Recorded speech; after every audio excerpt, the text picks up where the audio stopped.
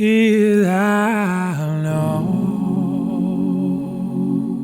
try to stretch my creative ability to the point where I'm not sure if I'm going to succeed or fail. But putting yourself out there can bring criticism. And this is a story of what I do when that happens.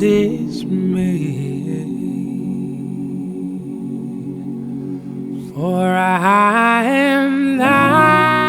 One of my favorite comments is, "You ruined it. You should be incarcerated. You committed a crime. You belong in paint jail." That is a picture of this sofa before I painted it. There is 170 comments. The reason I love painting sofas is because the possibilities. It's a little bit off script. It creates curiosity. The people who tend to get all up in arms or triggered, they come out of the woodwork. People say stuff online that they would never say in real life. That was until a few days ago when a real life hater walked into my shop. I was made to feel holy. I've painted other sofas in the past that needed help. They were stained and ugly. This sofa was not. I picked it because it's an all-natural fabric and it's pale in color, which would give me a lot of options to create something unique, like this blanket from my bedroom. I might ruin it, or it might turn out good. I've turned down several customers who just want to pay for it and take it out the door. I've been hoarding it because the fabric is perfect for painting. Whenever you want to paint fabric, you want the original color to be lighter than the color you're using. I was made to feel holy. I was hoping to create the look of printed fabric, inspired by the colors in my bedroom. But so many people didn't understand why I would want to paint something that was already pretty. To me, it had potential. It was a blank canvas and an opportunity to create something different. Fear of criticism before I start a video is always there, but this was different because of all the comments. Criticism online, though, is different than criticism in real life. When she came in, I was kind of flabbergasted. I couldn't believe that someone could be so inflammatory face to face. I was sitting right about here and I was finishing up this sofa and I overhear a conversation that's going on outside. She is telling my dad that she has a piece of furniture that she would like to sell. Well, you can ask my daughter. She's inside, but she's picky. She turns down more than she says yes to. If you're thinking about painting upholstery, the key thing to remember is that you don't actually want to paint your fabric. You want to dye it. You want to work the pigments down into the fibers of the fabric. You do this by diluting it and using water. I was probably too ambitious with it and it just kind of went south. Not good, and I don't really even know what to do to save it. Not to mention that so many people told me not to paint it that if it doesn't look decent, all those people are gonna be like, you ruined it, and they could be right. Maybe I did ruin it, I don't know. Kristen Calhoun painted a chair, and I really should have gone with a look like what she did, something way more simple. There it is. Kristen Calhoun of She Paints. I didn't want to just paint a sofa a solid color because I've done that. Yeah, I don't know. Maybe I can blend a little and try and copy what Kristen did and somehow turn it into that. We're gonna see, but obviously it needs something because it's no bueno. I'm using my spray bottle and lots of water to start over. I've already got a lot of paint worked into this fabric, so I'm a little bit concerned. But because DIY paint is 5 times more pigmented, you don't need very much of it. You can water it way down, and it covers really well. The everlasting Holy Spirit's kiss.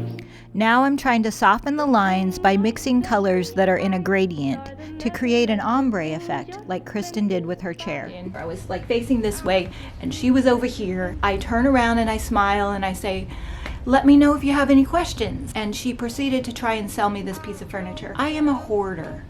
I am a furniture hoarder, and currently I have a whole room full of furniture that is so packed that I can't even walk through it, and that is supposed to be my new filming studio. I am here painting furniture in the middle of the shop because of my hoarding flaws. I have made a promise to myself to not buy any more furniture until I paint at least half of it. I'm sorry, I already have a lot of furniture. Well, I have pictures of it on my phone. I knew that if I looked at the pictures, there was a very good chance that I would be tempted to buy whatever she has. I am so sorry. I don't want to be tempted. Well, I'm really surprised that you're not even curious to see what the furniture looks like.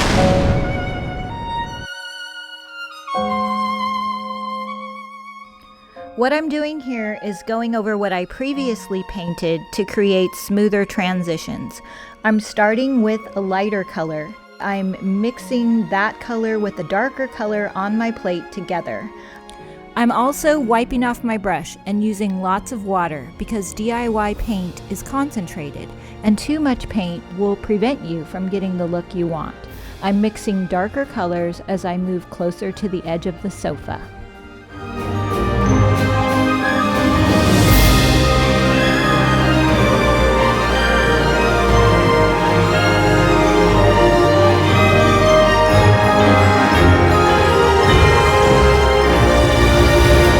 Oh lady, I'm curious, trust me. And I know myself and I ain't looking at it. Didn't say any of that, I just said, I really just don't want to be tempted. She started telling me how she was gonna take it over to another shop a few miles down the road. And I said, oh, okay. That seemed to trigger her in some way. And she started saying, well, I can't even believe you're not curious about this other shop. She sells the same exact thing that you do. You don't even seem to care about it. Wow, what just happened here? I'm using a little bit of white to create a transition and the same exact process with pink on the other side of the sofa. Everything is going my way. Pink lemonade, pink lemonade. I take a sip and I'm in heaven. The dopamine is dripping on my brain. Imagination's at 11. Reality is gonna fade away. I chose bohemian blue for the frame and a lot of water. I wasn't worried about the blue paint getting onto the fabric. I just used my spray bottle to blend and make a soft transition. Pink lemonade, pink lemonade. Everything is going my way. Pink lemonade. Number one, I don't know what to say. Number two, what I would think to say probably wouldn't be a good idea to say. Also, this lady's coming at me with anger. I didn't want to have anything come out that I would want to take back in later. For the back of the sofa, I'm using the new IOD paint inlays. These are different from transfers. They are sheets of patterned pigment that you push into a wet surface. Here I'm using the liquid patina. Stones we carry, clothes we lived in, all the tales we will tell our children. Oh, we're taking the high road. Press the sheet firmly into your surface, spray with water, and let sit for 24 hours. Later. Very sorry. It certainly wasn't my intention to come off as rude. I've been around the block, and I don't think you're sorry at all. Oh, she's right. I'm not sorry because this lady is rude, and it's very hard to have compassion for someone when they're coming at you with words that seem very much like venom. Ellie suggested that I stencil some of the leaves in pink, and this really brought the sofa to life. You got your mama's sunshine, you got your daddy's rain. To get the best results for stenciling, you want to use very little paint, half of what you think you need, and go slow, especially around curved surfaces. The Bohemian Brights are great on fabric, which I'm adding here to create shading and variation. Rain. All day long, right or wrong, you question everything. Seems like we're all having a harder time getting along these days. And yes, people can be rude. We can all be rude. But as I sit here editing this on Mother's Day, I can't help but remember the verse my mom used to always remind me of, "Blessed are the peacemakers." I just tried to focus on turning the conversation around. And I said, how is your day going today? Then she starts firing more questions at me like, do you live around here? And yes. Well, maybe that explains why you're so rude. It doesn't seem like there's anything that I can say that is going to make you change your mind about me. She then started to tell me that my dad was rude. You act just like your father, yeah, you laugh at your own jokes.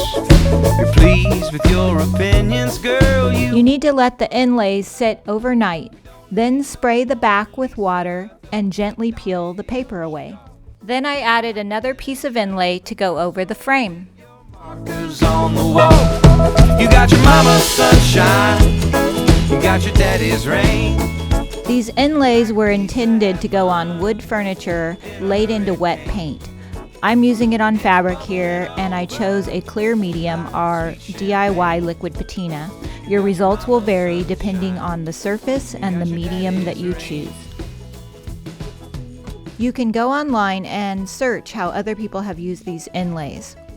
I wanted to keep the background white because I wanted the inlay to pop, but once I did that, I felt like I needed to add color.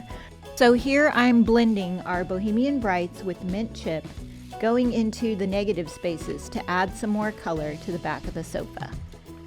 My dad is the kindest, friendliest grandpa type figure you could ever meet, and he was right out in the parking lot, and I could hear the whole conversation before she ever walked in the door, so I know that he wasn't rude. After 20 years of owning a store, I could write a book of stories about customers who were challenging. In the beginning, I was easily offended and very guarded. I try to be the opposite of that now, because sharing and connecting with you is one of the most rewarding things I have ever done. DIY paint can be easily reactivated with water, so I'm taking a damp cloth and I'm distressing back the edges to show the color underneath. You can do this with a spray bottle or just a wet rag. The last thing to do is coat the frame with the shipwrecked wax. We have several colors. It is all natural, really soft and easy to use. There's no harsh chemicals or odors, and it gives it a beautiful buttery shine. And I just said, have a nice day. And that was the end of it. But the truth is, I replayed the conversation all the way to the grocery store, and it was still in my brain as I laid in bed that night trying to go to sleep. Sometimes you just have to talk yourself through it. I called my sister, and she seemed to think that the woman somehow took it as a personal rejection. I don't know what was going on with that lady, but I'm hoping that somehow this will help you, because it happens to all of us. If you're thinking about starting a YouTube channel or sharing your work or putting yourself out there in any kind of way, if you look at the negative comments with more of a sense of humor, it's very helpful. It frees you to do what you want to do and to take risks and chances with your artwork. Normally, at the end of the video, we show you some close-up pictures of the project. Because I was painting this sofa in the middle of the store, we had to get it into the front window. So I'm going to show you this video instead, and a few pictures that I do have. Once I get my storage room cleaned up, I will take some new photos and post them in the community tab. Thanks for watching. Feel I know. Find DIY paint in your area, or to sell it in your store, or to find the products used in this video, click the link below. Be not dismayed,